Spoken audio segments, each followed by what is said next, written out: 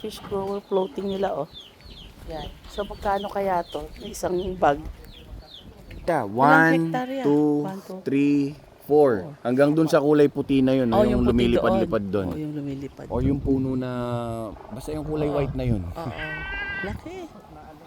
Tapos anong mga isda dito nandito? Tilapia po. Tilapia. Oo. Ganda sana dito, no? Yung meron kang ano, yung kakain tas kukuha sa tas igigrill. Ito dati, tsaka dito. Meron talaga Meron nun. talaga. Oh, okay, pero ano na, naging busy na. Laki. So ilang years na to? Ilang years Matagal na po to. Matagal na rin. Oo. So pag nag-harvest sila, kailan nila hina-harvest? How Every many 4 months?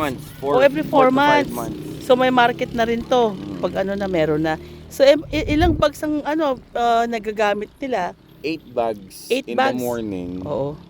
8 bags in the afternoon. So twice namin silang Napakain. Oo. So 16 bags. So magkano ng isang bag? 800 before. Siguro 800. nasa 1 to na ngayon. Nasa 1. Oo, ganun din. The same thing din dun sa kabila na pinuntahan namin.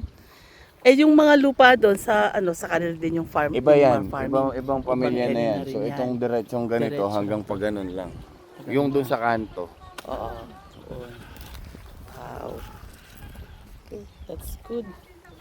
Ito yung mga gamit nila. Oh, isang bag na yan is 800 to 1200 na yan.